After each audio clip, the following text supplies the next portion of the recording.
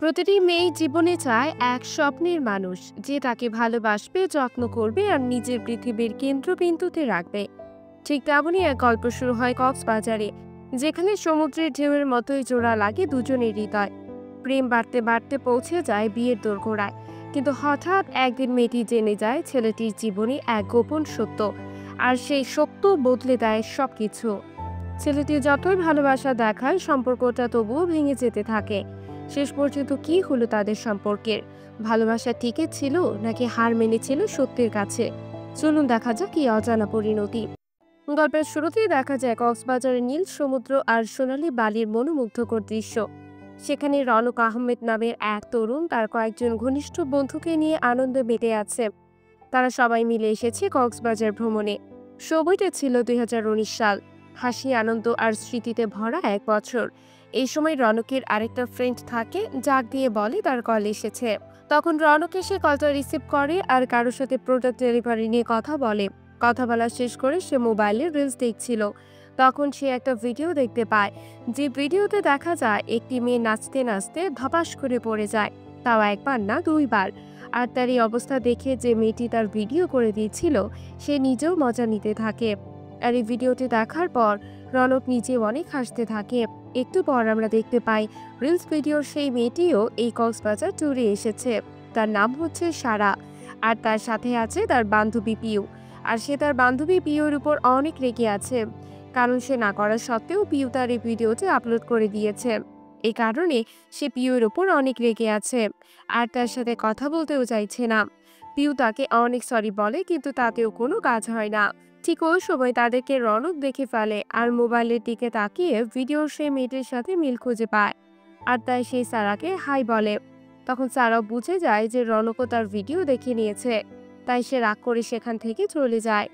আর পিও রনকের উপর মেজাজ দেখিয়ে চলে যায়।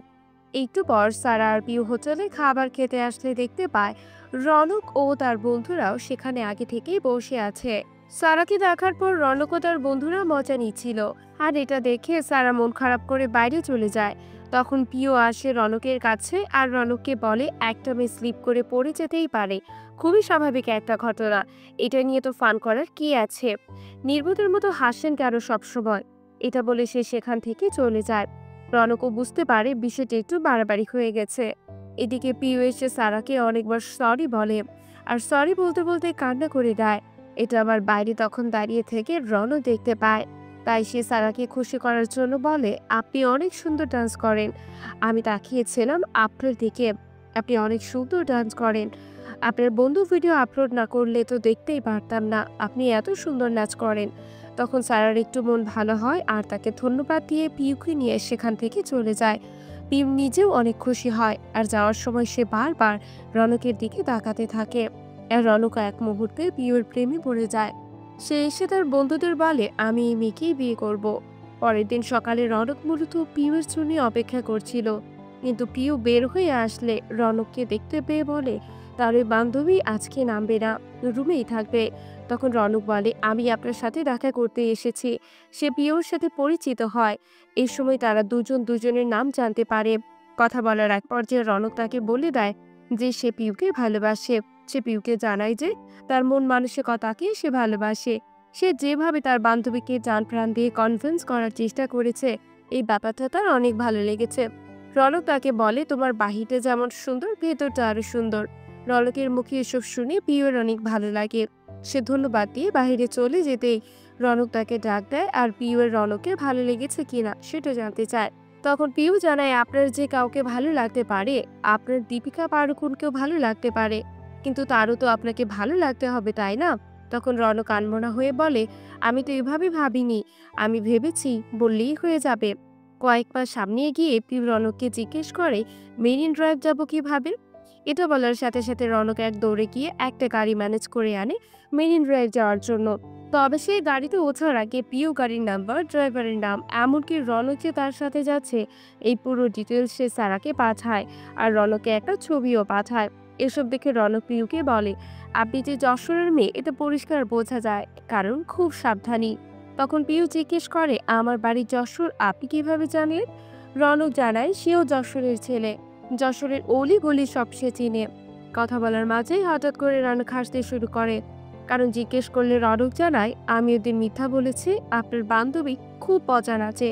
তখন পিউ জিজ্ঞেস করে, তাহলে মিথ্যে কেন বলছিলেন? তখন রনক বলে, কি করব, কাঁদছিলে কেন? ভালো লাগছিল না আমার। পিউ কোনো কথা না বলে গাড়িতে উঠে যায়। যার পথে রনক সারাটাক্ষণ পিউয়ের দিকে তাকিয়ে থাকে। পিউ নিজেও রনককে দেখেছিল আর মুচকি হাসছিল। তার অনেক সুন্দর সুন্দর মুহূর্ত কাটায়। এরপর সন্ধ্যায় ফিরে আসে হোটেলে। গাড়ি থেকে নামার আগে রনক পিউয়ের কাছে জানতে চায় তার মনে একটু হলেও রনকের প্রতি ফিলিংস আসছে কিনা। পিউ জানায় একটু আসেনি। যাই হোক, এর পরের দিন তারা দুজনেই বাড়িতে কক্সবাজার থেকে বাড়িতে চলে আসে। তখনও তাদের মধ্যে যোগাযোগ ছিল, তার সবসময় ফোনে কথা বলতো। এভাবে একসময় তাদের মধ্যে প্রেম হয়ে যায়। আর পিউ নিজেও রনক তো অনেক ভালোবেসে ফেলে। এরপর তারা একদিন দেখা করে। তখন পিউ রনককে জিজ্ঞেস করে, বদলে যাবে না তো? রনক বলে না। রনক পিউকে জানায়, পিউ তার ফার্স্ট লাভ, সে কখনো মেয়েদের চক্করে পড়েনি। কক্সবাজার না গেলে পিউর সাথেও তার পরিচয় হতো না। কথা বলার এক পর্যায়ে রনক পিউকে বিয়ের প্রস্তাব দেয়। সে বলে প্রেম অনেক হয়েছে, এবার সে পিউকে বিয়ে করতে চায়। পিউ নিজেও রাজি হয়ে যায়।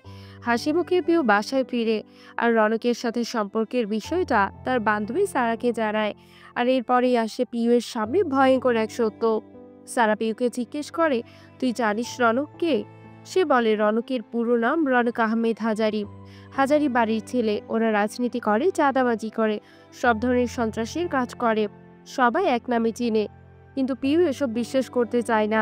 তখন সারা তাদের বাড়ির এক ছেলে শফিককে ডেকে আনে আর বলতে বলে রনকের সম্পর্কে। তখন শফিক জানায় যে রনক তাকে বিনা কারণে লাঠি দিয়ে মেরে পা ভেঙে দিয়েছে। সে অপোজিশন পার্টি করতো বলে রনক দলবল নিয়ে এসে তাকে মারধর করেছে। আমার লাইফটা একদম নষ্ট করে দিয়েছে। সে শহরের অনেক চাঁদাবাজ সন্ত্রাসীদের সাথে জড়িত। এসব শুনে পিউ অনেক ভেঙে পড়ে। সে বিশ্বাসই করতে পারে না যে রনক এমনটা করতে পারে। সেটাই সাথে সাথে রনককে ফোন করে। তখন তার বান্ধবী সারা বলে, ফোন করলে কি রনক এখন স্বীকার করবে? তখন পিউ বলে, তাহলে কি করব?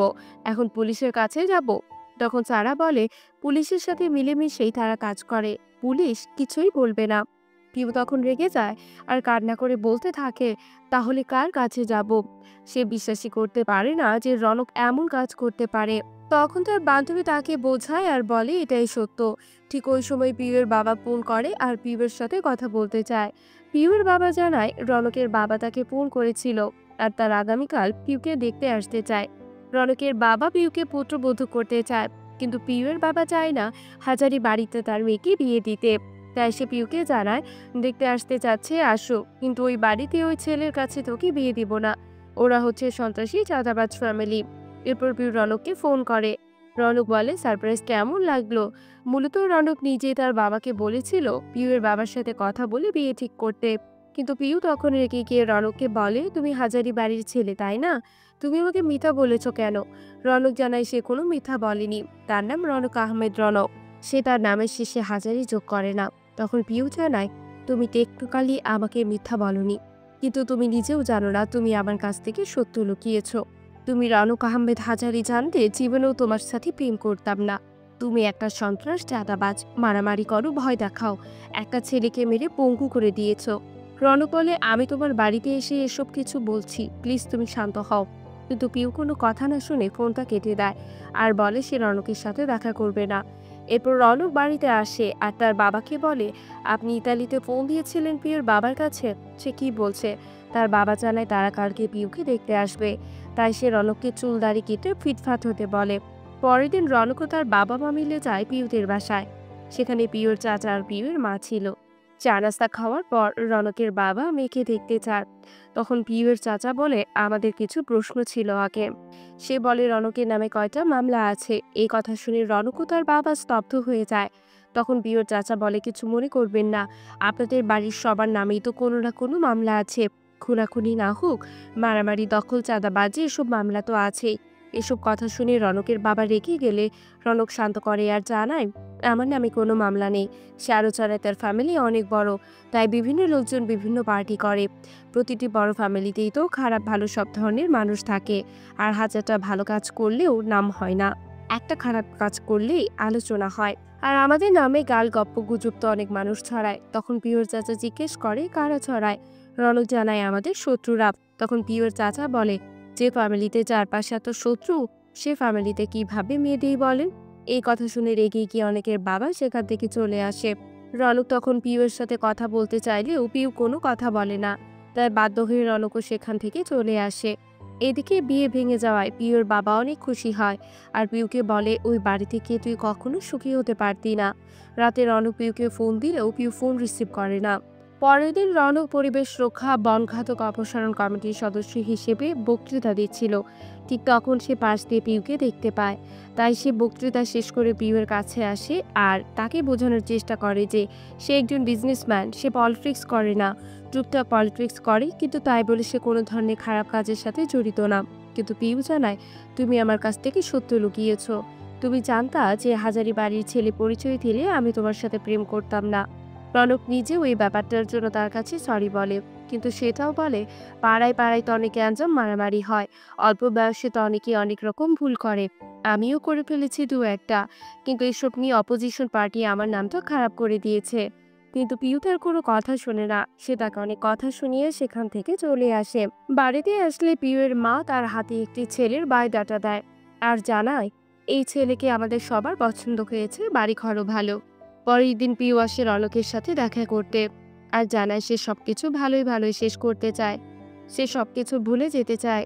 পিউ জানায়, আমি চাই তুমি অনেক বড় হও, অনেক বড় রাজনীতিবিদ হও, অনেক সুখে থাকো, অনেক বড় এমপি হও, আমরা সারা জীবন বন্ধু হয়ে থাকবো, মাঝে মধ্যে দেখা হবে, কথা হবে, কিন্তু আমরা মুভ অন করবো না।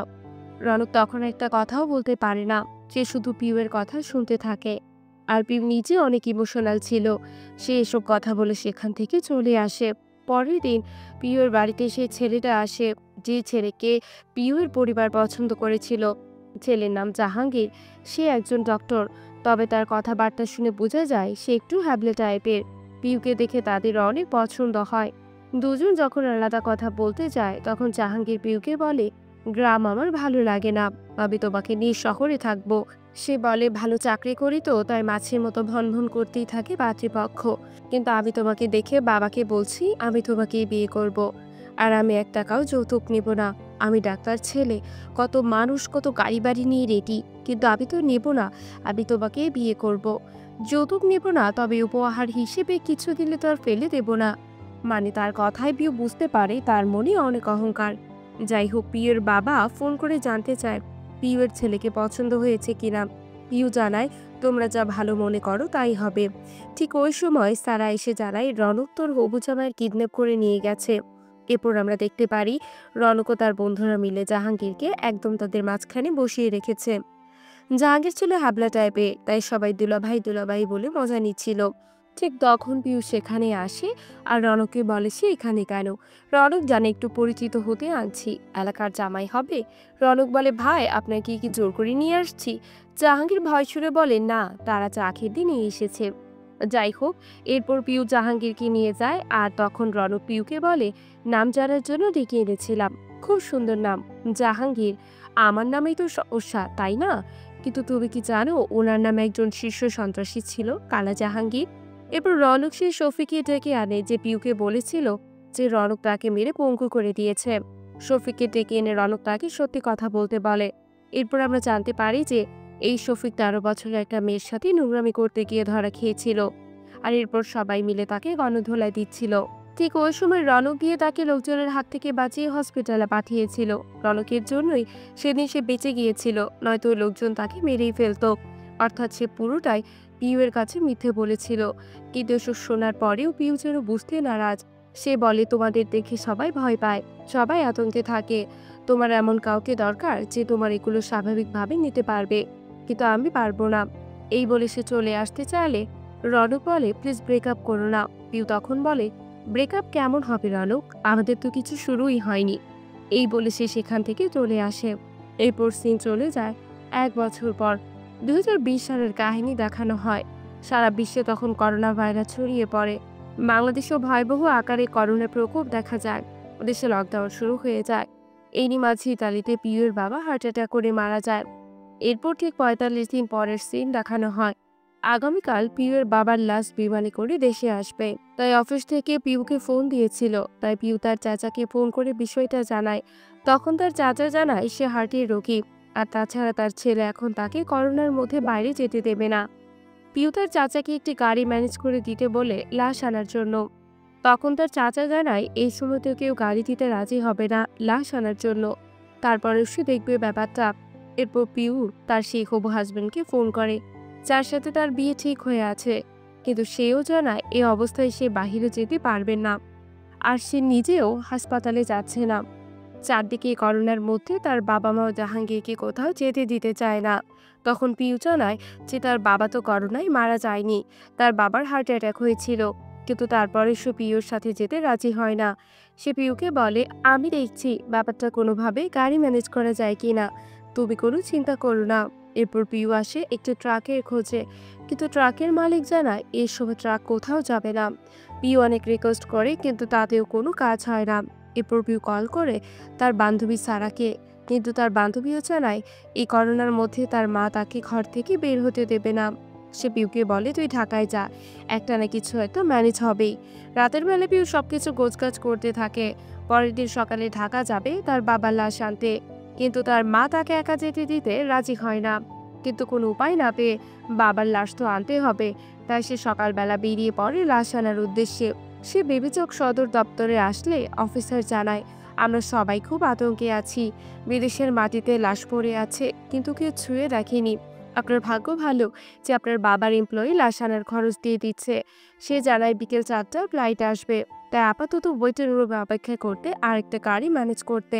এরপর সে ওয়েটিং রুমে এসে ঘুমিয়ে পড়ে। এরপর ফ্লাইটে করে যখন লাশ আনা হয়, তখন সেখানে রনক আসে আর তাকে ঘুম থেকে ডেকে তোলে আর বলে, চলো ট্রাকের ব্যবস্থা করছি। এরপর পিউ এর বাবার লাশ বের করে আনা হয়। বাবার লাশ দেখে পিউ অঝরে কান্না করতে থাকে। এরপর লাশ ট্রাকে তুলে বাড়ির দিকে রওনা দেয়। সারাটা পথ পিউ তার বাবার লাশ বাক্স ধরে কান্না করতে থাকে। আসার পথে গাড়ি থামিয়ে ড্রাইভার এবং তার কর্মচারী চা খেতে দোকানে আসে। তখন রনকও নামে চা খেতে। সে হেল্পারকে বলে পিউকে একটা বিস্কুট দিয়ে আসতে, কিন্তু সেই হেল্পার বিস্কিট নিয়ে অনেক দূর থেকে ঢিল মেরে পিউকে দেয়। এটা দেখে রনকের মেজাজ গরম হয়ে যায়, আর সে গিয়ে তাকে একটা থাপ্পড় মারে আর বলে, তুই বিস্কুট ছুঁড়ে মারলি কেন, মানুষ মনে হয় না? তখন ড্রাইভার বলে, ওনার কি দোষ, করোনার লোকের কাছে কেউ যেতে চায় না। তখন রনক জানায়, ওনার তো করোনা হয়নি, সে হার্ট অ্যাটাকে মারা গেছে। যাই হোক, এরপর বিস্কুট আর পানি নিয়ে এসে রনক পিউকে দেয়, আর রনক ভাবতে থাকে পিউর সাথে কাটানো পুরনো দিনের কথা, কত সুন্দর মুহূর্ত না কাটিয়েছে তারা কক্সবাজারে। যাই হোক, এরপর বাড়িতে এসে লাশে দাফন করা হয়। এর মধ্যে পিউ বুঝতে শুরু করে সে আসলে অনেক বড় ভুল করে ফেলেছে। লোকের কথায় সে নিজের আপন মানুষটাকে অনেক বড় কষ্ট দিয়ে ফেলেছে। পরের দিন পিউয়ের বাসায় তার হাজবেন্ড জাহাঙ্গীর আসে, পুরো শরীর পিপিয়ে দিয়ে ঢাকা। সে জানায় সে অনেক চেষ্টা করেছে আসার, কিন্তু পিপিএ ম্যানেজ করতে পারেনি বলে আসতে পারেনি। তখন পিউ জানায়, আমার বাবা করোনায় মারা যায়নি, হার্ট অ্যাটাক করে মারা গিয়েছে। অনেক মানুষ এসেছিল, মাস্ক ছাড়া এসেছিল। আসলে বিপদে পড়লে মানুষ চেনা যায়, বোঝা যায় কার ভেতরটা কেমন। এরপর সে এক্সাসোলার জীবাণুনাশক নিয়ে রনকের বাড়িতে আসে। রনকের বাবা তাকে দেখে রনককে ডেকে দেয়। রনক পিউকে দেখে অবাক হয়ে যায়। তখন পিউ বলে, এগুলো গায়ে মেখে গোসল করে কোনো জীবাণু থাকলে চলে যাবে। তখন সে রনককে নিয়ে পুকুর পাড়ে যায়। সে কাঁদতে কাঁদতে বলে, এতদিনে আমি তোমাকে চিনেছি রনক আহমেদ হাজারি, আই এম সরি, আমি মানুষ চিনতে ভুল করেছি। সে রনকের হাত ধরে বলে, আমি সরি, আমি বলছি আমাদের কিছু শুরু হয়নি, আমি তোমাকে অনেক কষ্ট দিয়েছি। এই বলে সে রনককে জড়িয়ে ধরে, আর এই সিনটা খুবই ইমোশনাল ছিল। রনকও তাকে জড়িয়ে ধরে কাঁদতে থাকে। আর এখানে এই অসাধারণ মুভিটি শেষ হয়ে যায়। মুভিটি আমাদের একটি গুরুত্বপূর্ণ শিক্ষা দেয়, মানুষের নাম নয় তার কাজই তার আসল পরিচয়। মুভিতে দেখা যায় রনকের বাবা রাজনীতি করেন, কিন্তু তাই বলে রনক যে খারাপ হবে তা নয়, বরং সে নিজের মতো করে সমাজের জন্য ভালো কিছু করতে চেয়েছে, ভালো কাজ করেছে। কিন্তু সমাজে কিছু মানুষ থাকে যারা অযথা গুজব রটায়, অন্যের পেছনে লেগে থাকে। আমরা প্রায় সেসব কথায় কান দিয়ে মানুষকে ভুলভাল মূল্যায়ন করি। তাই কারো সম্পর্কে কিছু বলার আগে অবশ্যই ভালোভাবে জেনে বুঝে বলা উচিত। সব মিলিয়ে মুভিটি একটি শুদ্ধ রোমান্টিক আর আবেগঘন ড্রামা, যা হৃদয়ে দাগ কাটবে। আশা করছি আপনাদের সবারই মুভিটি ভালো লেগেছে। গল্পটির সম্পর্কে আপনার মতামত জানাতে পারেন আমাদের কমেন্ট বক্সে। আর চ্যানেলে নতুন হয়ে থাকলে সাবস্ক্রাইব করে ফেলুন। আজ এখানেই বিদায়, আল্লাহ হাফেজ।